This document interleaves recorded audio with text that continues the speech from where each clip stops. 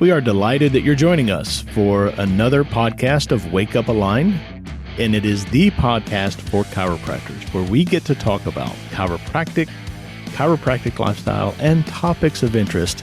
You can contact us through our email, and that is mailbag@amcfamily.com. Welcome back to a new episode of Wake Up Aligned. I am Tom Owen, your host, also president of a little company called Aligned, or always in history it's been commonly known as AMC, but I am joined by the one and only Dr. Bill Kriva is in the house with me today. Dr. Bill, welcome. Thank you, Tom. Appreciate it, and very nice to be back with you. It is. So, folks, we just wrapped up. If you were not there, all I can do is tell you, I always get to say this, you really missed out. But you really missed out, especially if you missed this Orlando summit that we just wrapped up. We went a different direction in Depth and Genius. Now, I know there's all the classes. There's the staff classes. There's the business classes going on Thursday afternoons. There's the patient compliance classes. And I know, but Depth and Genius is a revolving subject matter. It's always rotating. And we dove into some new ground, or maybe we revisited some old ground, but we haven't been there in a long time, right? So anyway, Dr. Bill led that this weekend. So the point is, a fantastic weekend, and the material was second to none.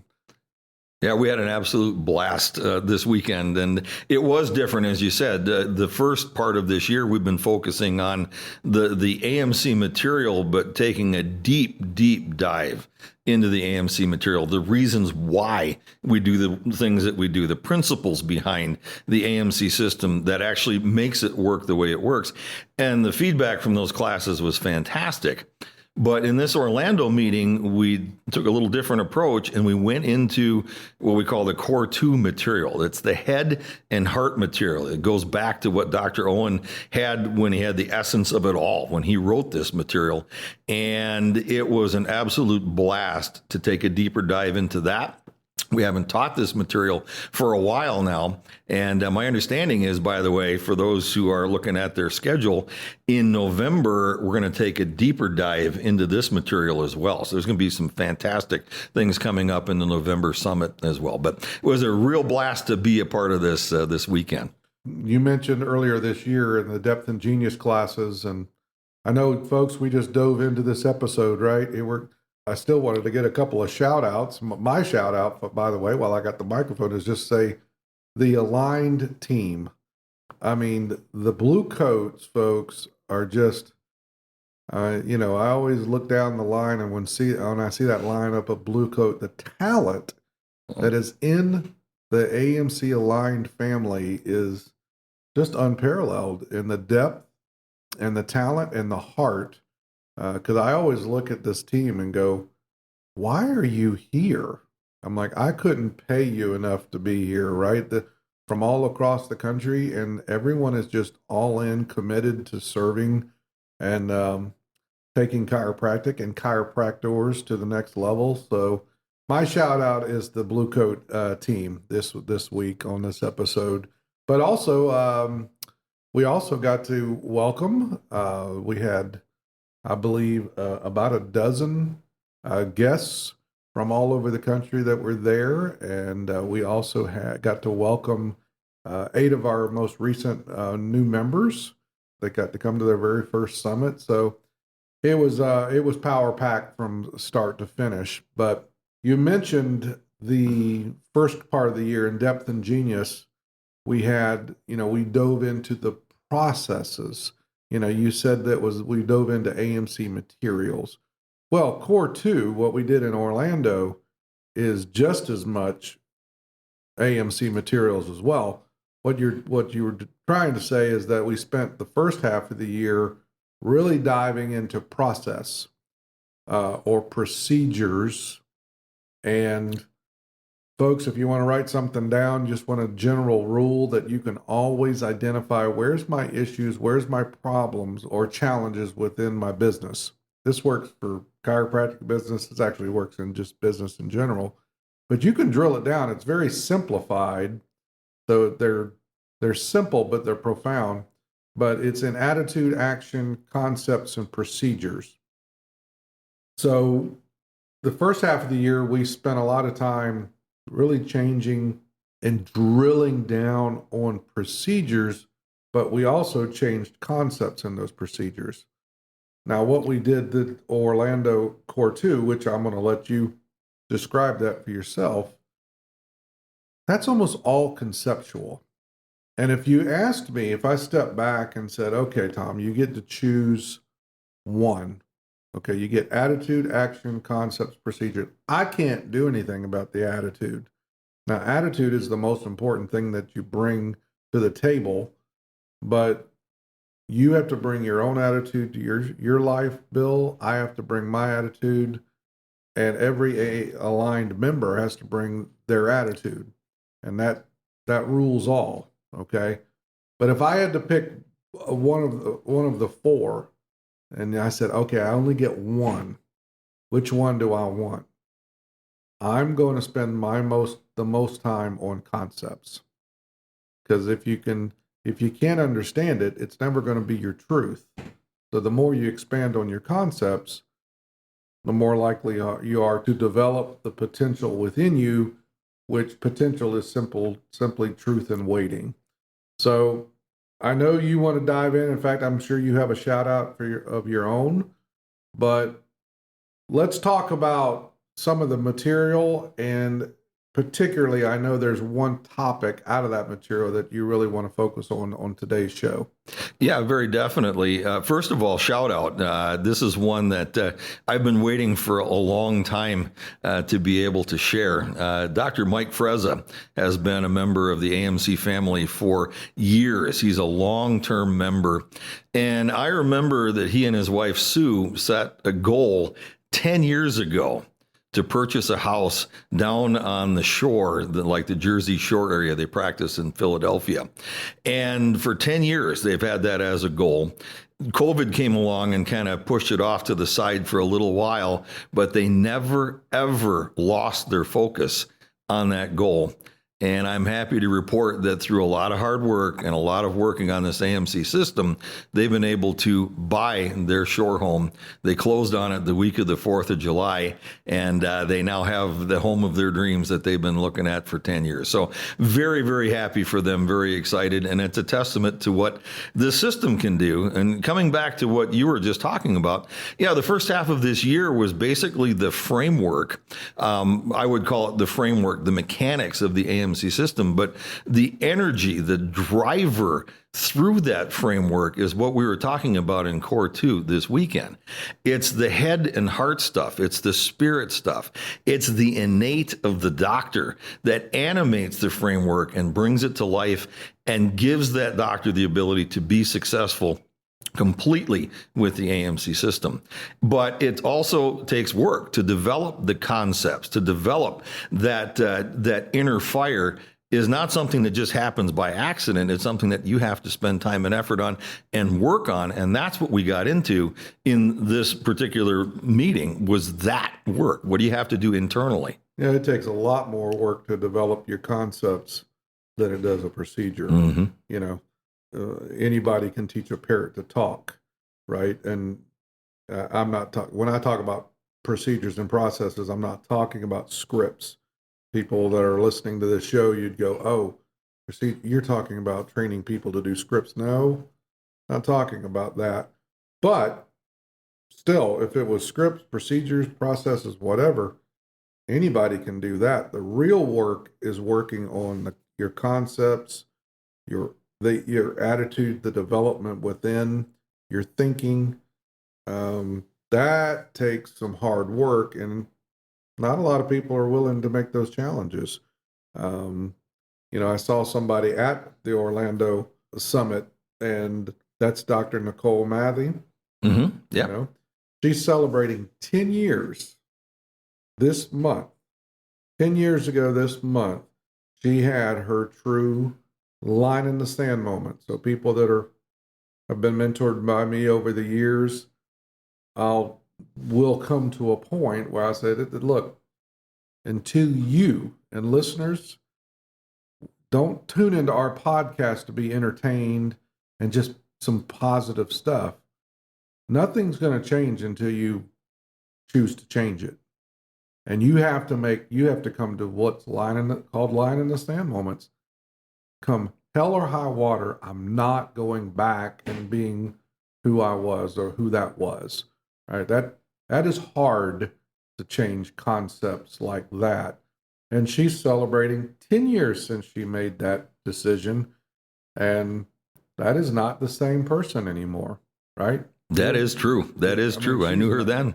She is completely different. And of course, are her finances changed? Sure, but that goes back to the money's nothing more than the shavings of a good carpenter's tool while constructively at work. Mm-hmm. She changed her mindset. She changed her concepts. She changed her work ethic. She changed what we're going to talk about today. We're eventually going to get to that topic. But she changed her hope factor. She changed her expectations.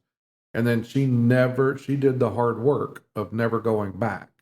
And because most people do, look, people set goals and expectations every year. They're called New Year's resolutions, Mm-hmm. but they don't change their thinking. They don't change their concepts, so they always slip back, and by February, they have forgotten them.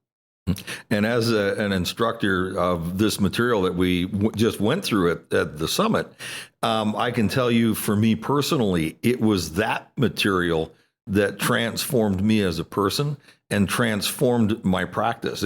The protocols and procedures were fine. That was great, and it's good material. But what launched me, what changed my life, my trajectory in life, was these concepts, these principles that Dr. Owen put together in the essence of it all way back when he started this. And that's what changed me. Obviously, it's had an impact on Dr. Madhi.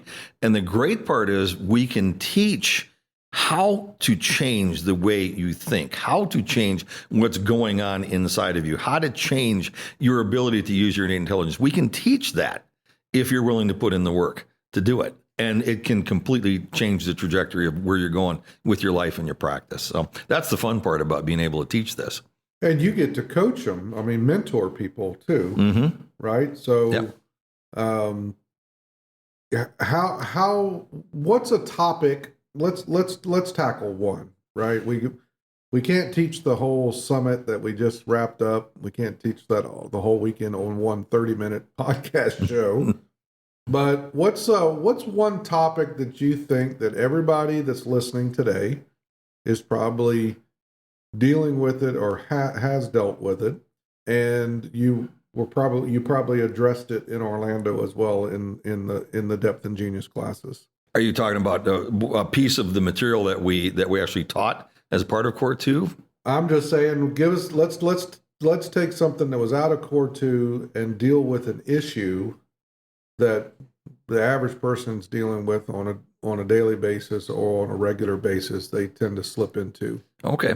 Well, first of all, I think one of the absolutely most powerful tools that we teach as a part of Core 2 is quiet time. Okay. Spending time in quiet reflection, no distractions, no interruptions, away from everything, with the ability to just sit and listen for that small, quiet voice, to listen to innate intelligence, and using that tool to capture the insights that are necessary to help deal with problems that may be in the way, may be dealing with obstacles in the practice. Maybe it's an insight as to something that you need to do or we need to do as an individual to improve our effectiveness or to grow as a person. You mentioned Dr. Madhi's not the same person she was before. I'm not either compared to when I first joined AMC. And it's in that quiet time that we get the insights to be able to make the changes that actually transform us. But part of the challenge is doing it, making the decision to do it, and then doing it in a way that's effective. And that's part of what we were teaching. How do you get into that? And you can't teach it as a thinking thing. It is an experiential thing. And that's what's different in the way we're teaching this now. You're actually doing it. You're having the opportunity to get in to that deeper level and to experience what it's like to have real quiet time and to get those flashes of insight.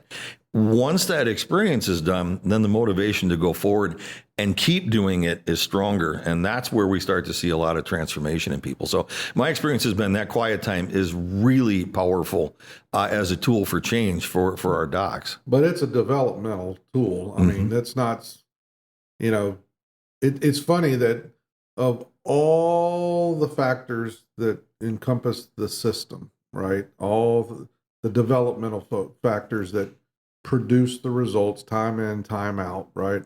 You're picking that one of quiet time.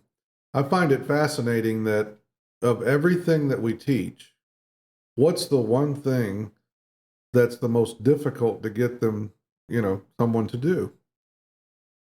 Sit still and do quiet time. Now, that's funny, isn't it? Because I'm standing up there. I'm not asking you to go out and do spinal screenings. I'm not asking you to go out and do public speaking. You might fight me on that. I'm not asking you to, you name it, right? Analyze x-rays in front of all of us and give a report of findings. I'm actually asking you to do nothing. And yet, nobody listening today will fight anything more. The body, the mind does not like to be still.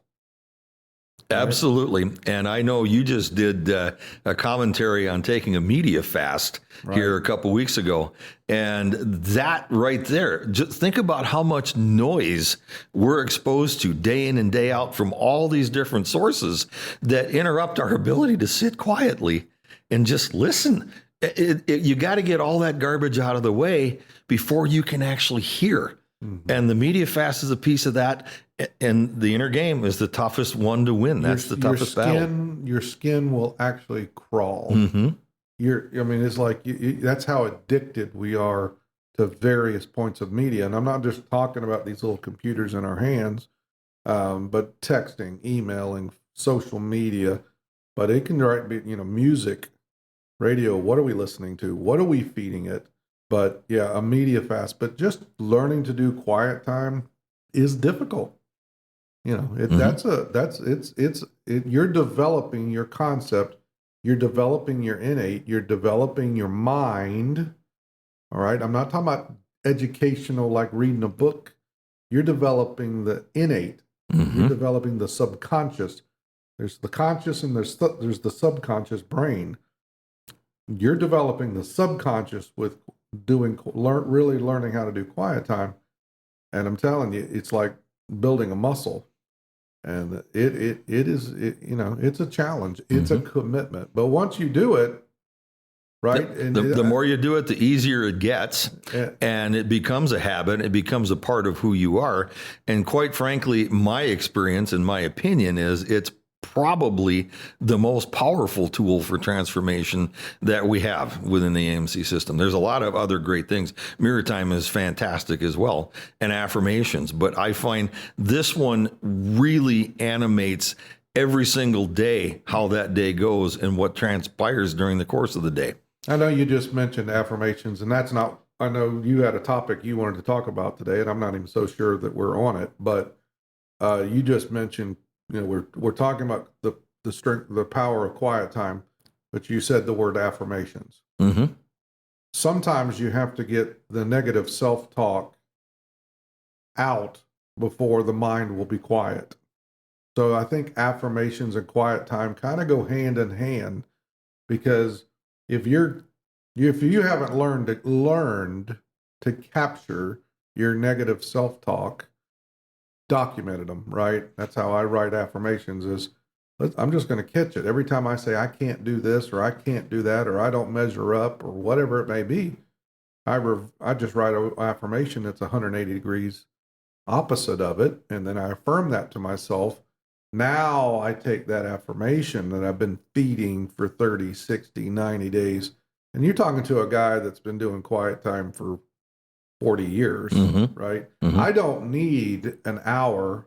Now, will I take an hour and do quiet time for an hour? Absolutely. But I can get quiet for 2 or 3 minutes, and my innate and my subconscious will speak. right? Now, but it's an exercise. It's an exercise. It's a muscle. Yeah. Right. Yeah. And what you just said with the affirmations kind of ties into the topic that I wanted to discuss on this podcast today, which is the subject of worry.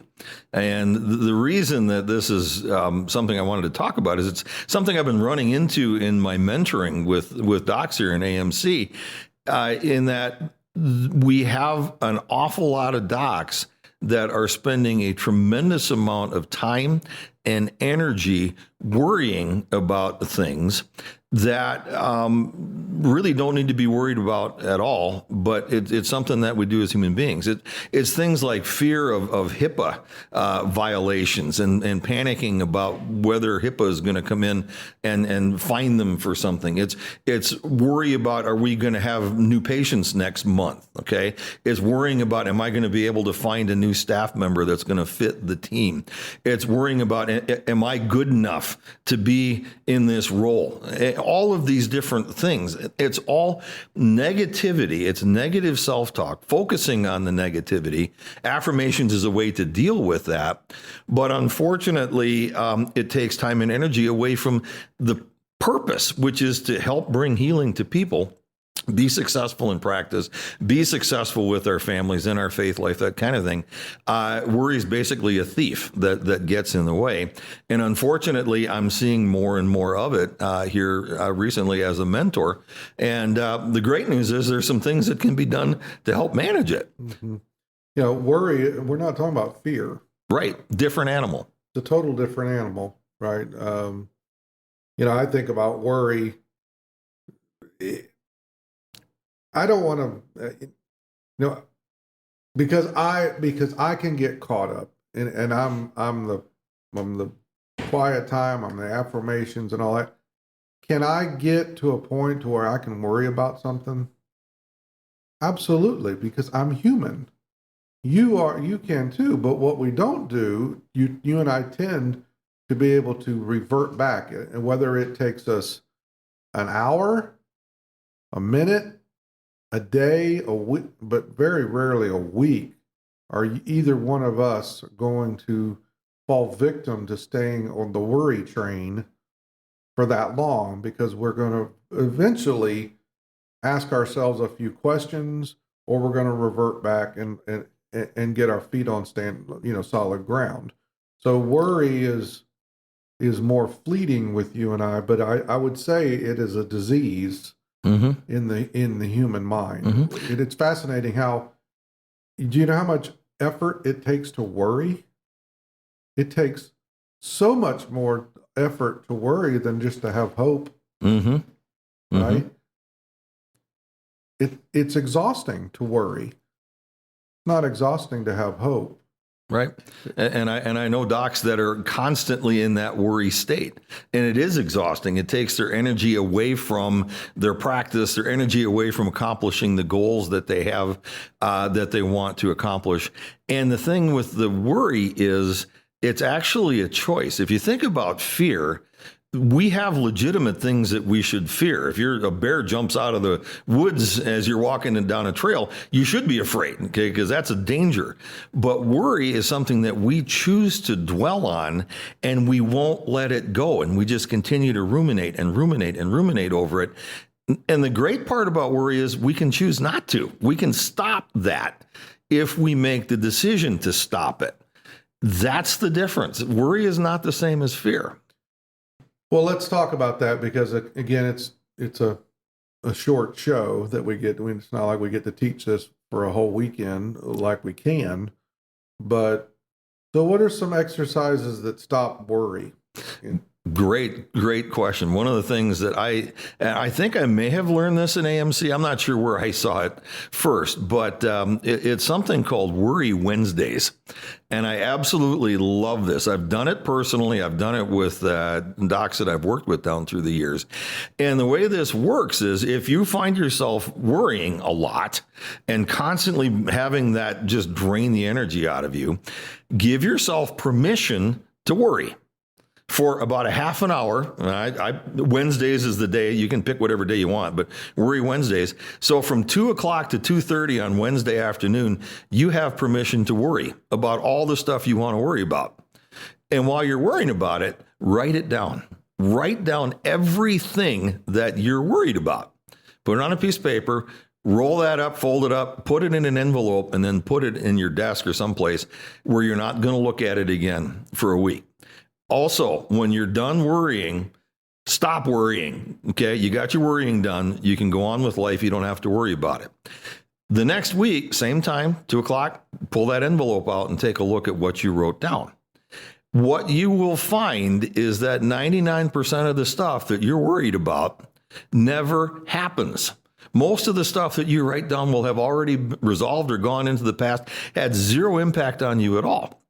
So this exercise can help you teach yourself, learn that worrying doesn't do you any good. Most of the stuff you're worried about isn't going to happen anyway, and it gives you the permission to stop worrying. You can see that it's not going to do you any good anyway. So it's a great tool to basically break this cycle and teach yourself that worrying doesn't do you any good, doesn't change anything for you. Worry is really, and I don't want to say it's a sign of weakness, because I mean everybody can worry, and we get ourselves caught in it. But it is, if you find yourself worrying all the time, then you haven't spent the time building up your hope meter. Because what's the opposite of worry? Hopefulness, right? Mm-hmm.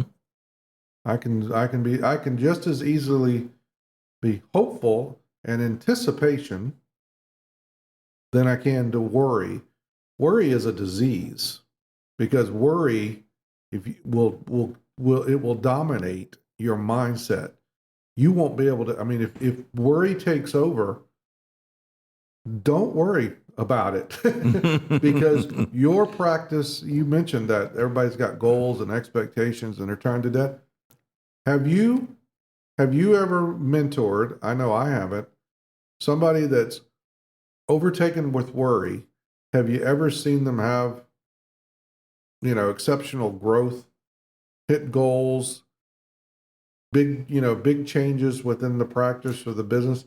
Have you ever witnessed it? Never have, because it takes so much energy away from that focus and that forward momentum. There's nothing left to propel the practice forward, or go forward toward the goals. So my dad used to, and I don't know where it is in the word, but he said, the whoever it was in the wilderness, and they were worried and they were complaining. And what did God give them? What did God give them? God gave them more to worry and complain about. So when you're worried, you're going to get more things to worry about. And when you're complaining, you're going to get more things to complain about. So ultimately, worry comes down to a choice. And I just mentioned my dad. I'm going to give the listeners a couple of my exercises that I do, and then I teach my kids. I've taught my kids is, here's the easiest thing to do, because you find yourself worried about little things. Don't sweat the small stuff. And you can be worried about big things, but either way, it's still destroying your attitude, your optimism, your mindset. Nothing good is going to come from worrying. Nothing ever good comes from worrying. So when you find yourself worrying, all right, whether it's a small or a big thing, listeners, somebody out there listening to today's show is worried about something. I want you to ask yourself a question.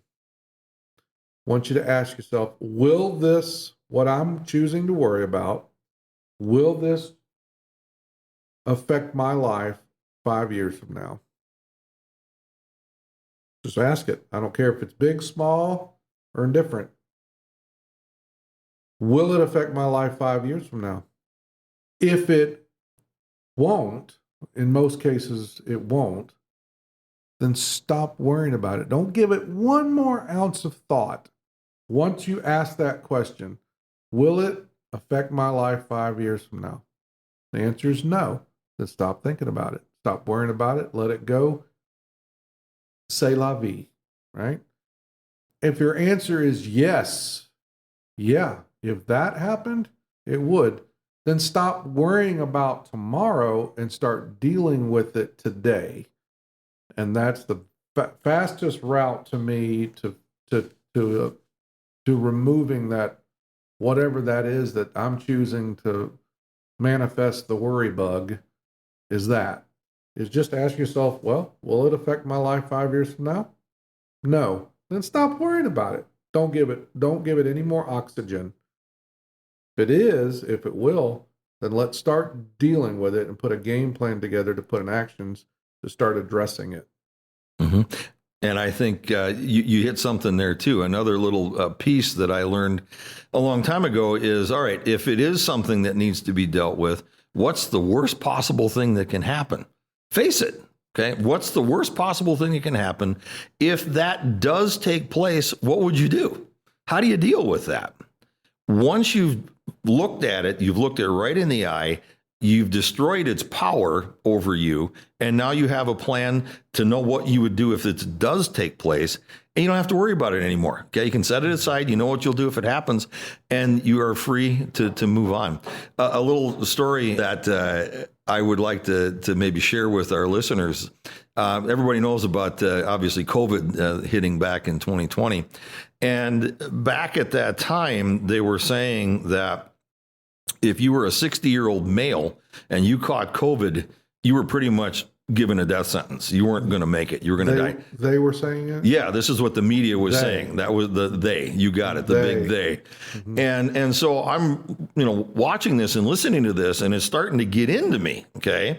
And, how many people were worrying? I hate to interrupt you, but you were watching and listening to this. Correct. You got it, media. Media. We talked about a media fast. Right, so they were telling us, obviously the authorities, right, the geniuses, yep, and you were watching and listening, and I was absorbing that. That's right. And so I one night woke up about 2:00 in the morning, and I was having major problems breathing. I couldn't get air in, and so I immediately went to, it's COVID. That's it. I've got COVID. And I really started to worry. I really started to get upset, and I was afraid. And then I stepped back for a second and started with a couple thoughts. Okay. I'm a man of faith. I'm happy to say that. And I had little to say about when I came into this world. And unless I do something crazy, I don't have much to say about when I go out. If COVID was going to take me, then there wasn't anything I was going to do about it. And if COVID wasn't going to take me, there was nothing that COVID could do to me because it wasn't designed to take me out. And when I had that realization, it completely lost its power, because then I went, well, I'm here for a purpose. I need to get on with that purpose. If COVID's not going to take me out right now, I'm not going to sit around and worry about it. I'm not going to live in fear. I'm going to go on with what God put me here to do. And from that moment on, COVID had zero impact on me from a fear standpoint, controlling me in any way, shape, or form. I quit listening to the junk on the media, and I was able to free myself from that and continue doing what I needed to do, which was take care of my patients and my family. Obviously, we did some stuff here in AMC with our innate content and that kind of thing. That was all required, and that was what the purpose was. That was why I was here. And the ability of COVID to cause me to worry was vanquished. So faith is important. That's a component. Faith and hope, those two working together can really, really make a difference with this worrying. Faith is the substance of things hoped for, the evidence of things not seen. So if you're worrying about it, there's no faith in that. If you're hoping, that's the substance of faith. So I was going to jump in here before we wrap up, because you're on it. The fact is that, and I think you said this a minute ago, again, I just want the listeners to, I don't want to entertain you. I want to be able to give you some exercises to stop it. Just stop the worrying. All right. Living a life where you're just constantly worrying is blessed are those that go in circles, for they shall be called wheels. You're not going to make any progress, right? Don't confuse motion with progress. And worrying is a lot of motion. There's a lot of motion in worrying. Mm-hmm. You're just wearing yourself out, but you don't make any progress. So if for those of you that have never seen it, go on YouTube, look up Bob Newhart, and watch his skit called Stop It. All right? I love it. The Bob Newhart skit called Stop It. And I want you to watch that today. Right? And then you'll think of what I'm saying. Just stop it. Stop this. It's this almost like a generational curse of just processing and worrying about things that in most cases are never going to come to pass. So the real tool here is, you mentioned it a minute ago, is taking those thoughts captive. I'm bringing the word up again. Take all thoughts captive. What does that mean? That means examine your thought patterns. Examine what your thoughts are, good or bad, right? Taking those thoughts captive and asking yourself that thing that you're so wrapped up, worried about, whether it's small or big, you're choosing to give it the oxygen to feed the fire. But you ask yourself, what's the worst thing that could happen? Mm-hmm. That's how you do it. Mm-hmm. Is my dad would always tell me, he said, when he taught worry, this same lesson to me, he'd say, just figure out what's the worst thing that could happen. If you don't ever want worry and fear to overtake you, and you want to be great, he was big into developing me into greatness or leadership. He goes, you're never going to be great, and you're never going to be a leader if you don't tackle this fear and worry. He goes, have you ever heard? Can you name me one great leader that was riddled by fear and worry? No. You can't do it. I can't do it. So if you can't overcome this, you're not going to accomplish greatness. And it's not about me anyway. You hit on two great points that I want to make sure that we wrap this thing up with. Is first of all is just the exercise of bringing that thought to what's the worst thing that can happen. Now, a lot of times you can't do that in a moment's notice. Sometimes you have to take that thought captive and really think that out. All right, now what's the worst thing that could happen if that happened? Well, then it would whittle down, and that could happen. And then it could whittle it down, and that could happen. And eventually you get it down to, okay, now the worst thing that could happen is I die, or the worst thing that could happen is I lose everything. I have to start over.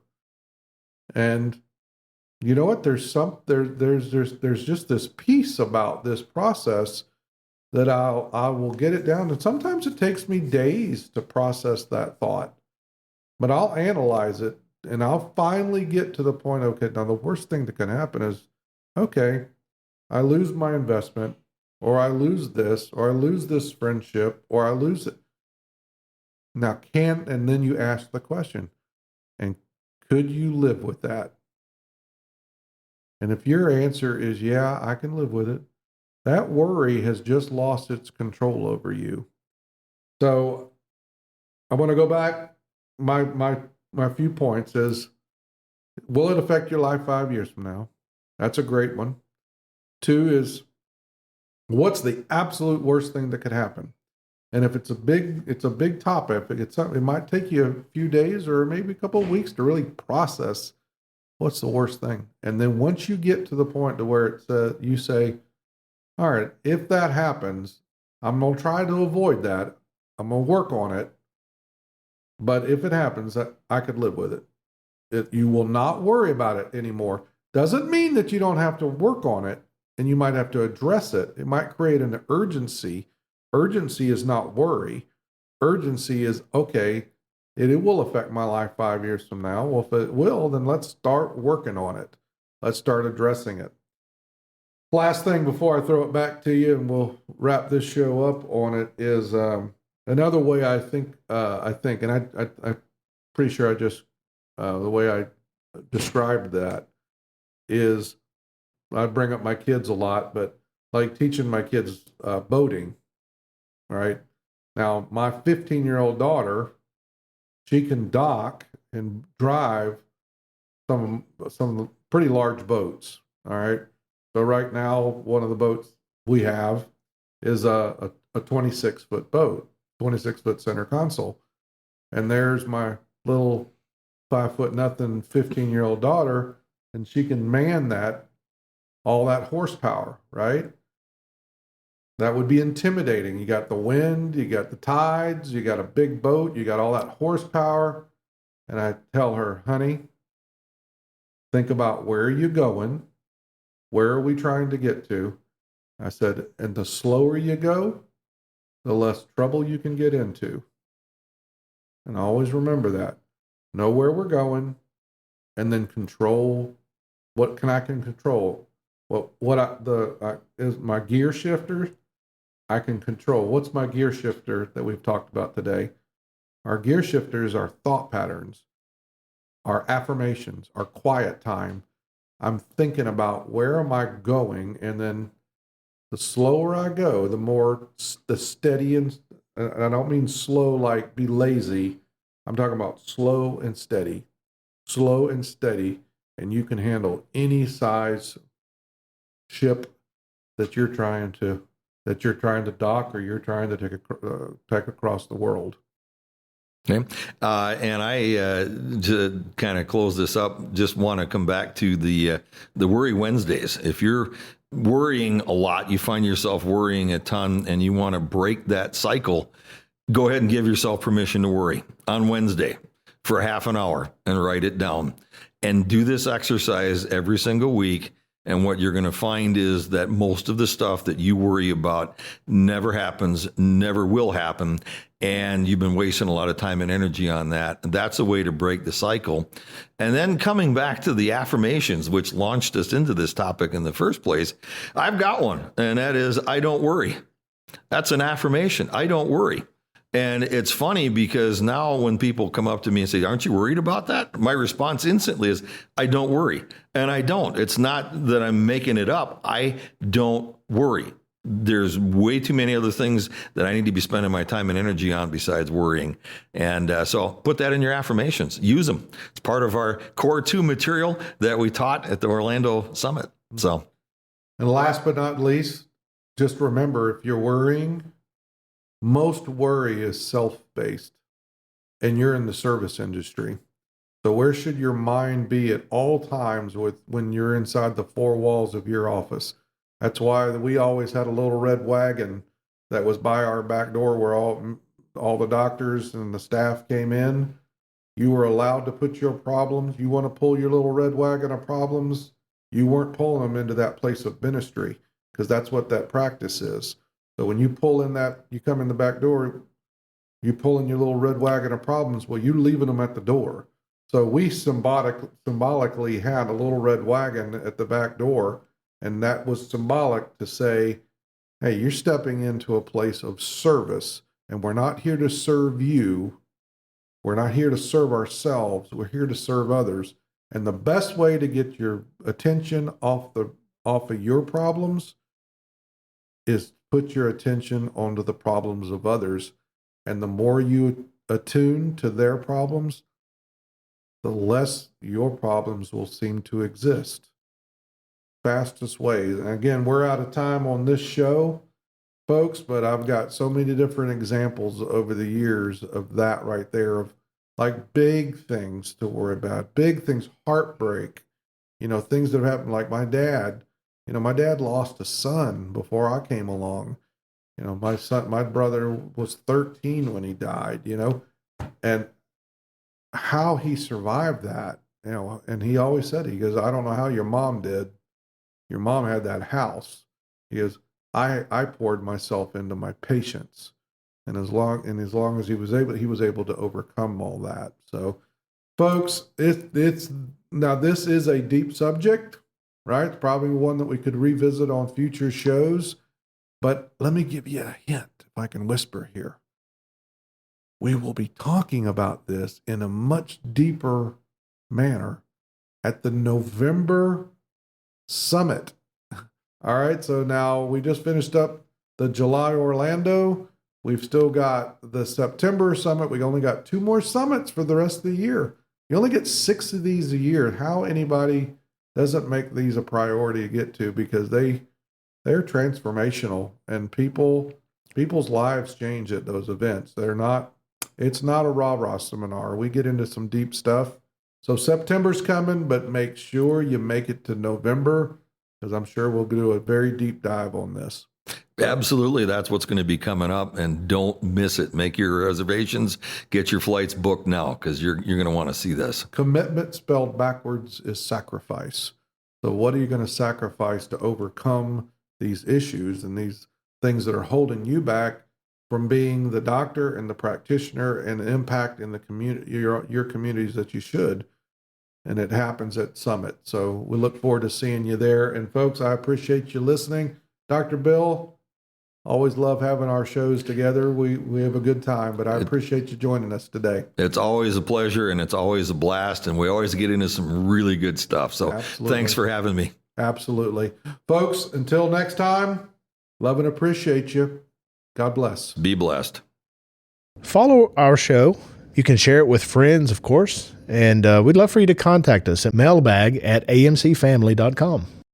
In addition, you're always invited to attend or join us at a summit. Of course, registration is required. And we would love for you to check out the loads of free content we provide to social media every single week. Until next time.